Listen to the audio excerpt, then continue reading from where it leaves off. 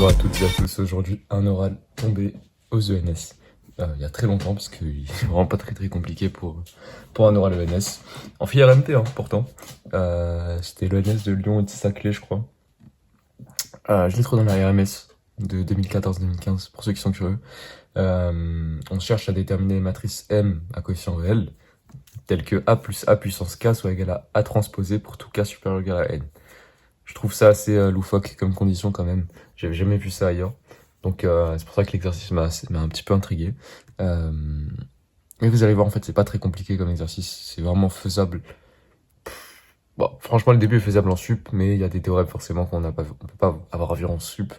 Donc, deuxième année. Ouais, deuxième année. Premier truc à se faire, c'est se donner à solution. Pour tout cas supérieur ou égal à n, qu'est-ce que l'on a? A plus A puissance K égale à A transposé. Ok. Là, l'idée, c'est de se débarrasser des termes qui dépendent pas de K. Ok, premier truc un peu logique. Ce qui nous pose un petit peu de soucis, c'est la A puissance K qu'on sait pas trop gérer. En plus, on a une condition sur tous les entiers à partir de n. C'est assez vaste. Donc, on va passer la matrice A de l'autre côté. Ça nous donne du A puissance K qui est égal à A transposé moins A. Ok. Et donc, en transposant, en fait, vous remarquez que A puissance K, ça appartient à n de R pour tout K supérieur ou égal à n. Ok, vous transposez ça ici, ça vous donne du A moins A transposé qui est exactement moins A transposé moins A. Voilà. Donc qui est égal à moins A puissance K. Donc ça c'est super. Ça vous donne aussi, hein,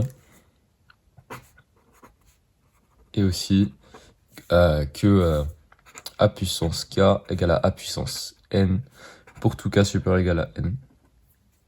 C'est-à-dire que la suite A puissance K est constante à partir du rang N. À partir de N. Ok? Ça c'est le premier truc un peu simple, ok, à remarquer.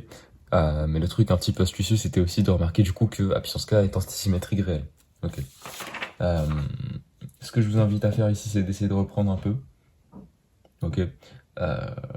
Pour essayer de voir un peu comment vous pourriez faire. Du coup, je vous invite à écrire que A, comment ça s'appelle, A puissance 2K, c'est égal à A puissance K pour tout K supérieur ou égal à N, ok, puisque comme on a dit là, l'application est constante, à partir du rang N, et 2K c'est bien plus grand que N. Donc il n'y a pas de souci là-dessus. Donc on a l'égalité ici, et donc vous prenez la transposée, ça vous donne A puissance 2K transposé égale à A puissance K transposé égale à moins A puissance K. Ok, bon, ça, sauf que ça, c'est juste égal à A puissance K transposé, le tout au carré.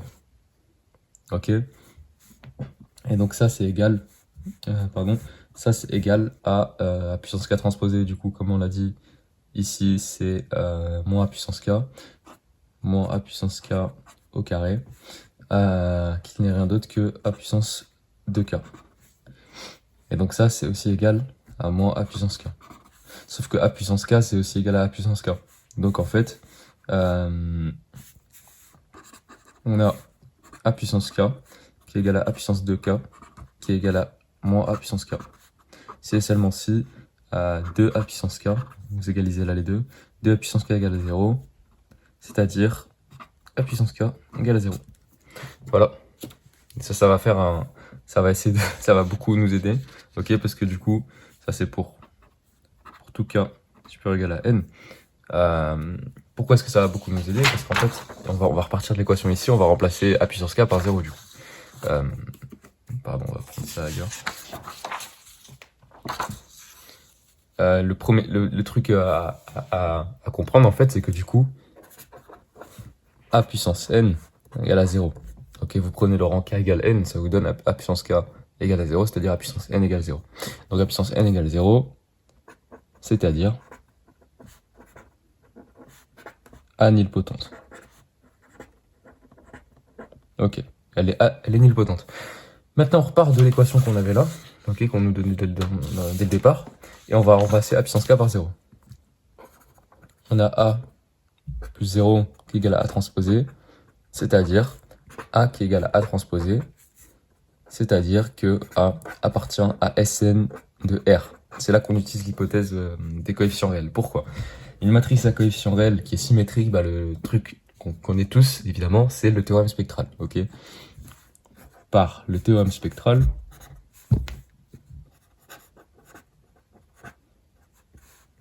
A est diagonalisable.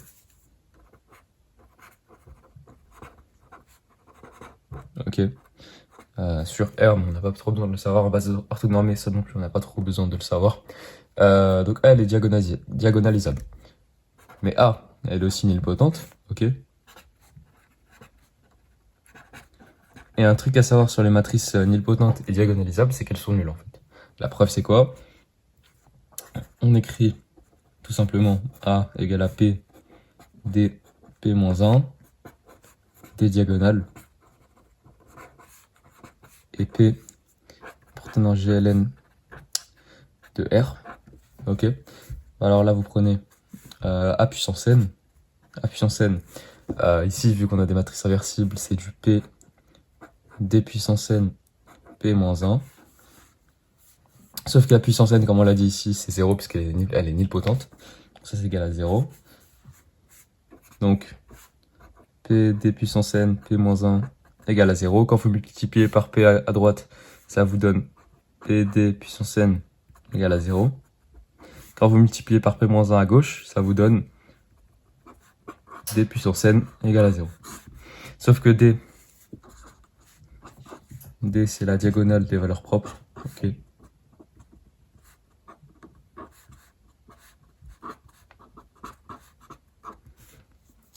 Et donc là, ça nous donne l'égalité d puissance n d'indice ii qui est égal à lambda i puissance n. Bah, ça, c'est égal à 0. Et donc, lambda i égale à 0 pour tout i dans un n, évidemment. Alors là, c'est super. Parce que donc, en fait, d égale 0. Et ainsi, a égale à 0 par l'écriture qu'on avait là. Ce qui est super, parce que du coup, vous vérifiez vraiment aisément que a égale 0 est bien solution.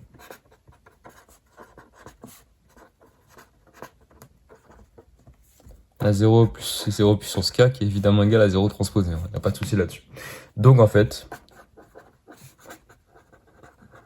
l'ensemble des solutions est la matrice nulle. Voilà. Donc je vous remercie d'avoir regardé. C'était un oral assez sympathique pour se reprendre en main. Et je vous invite à une prochaine fois.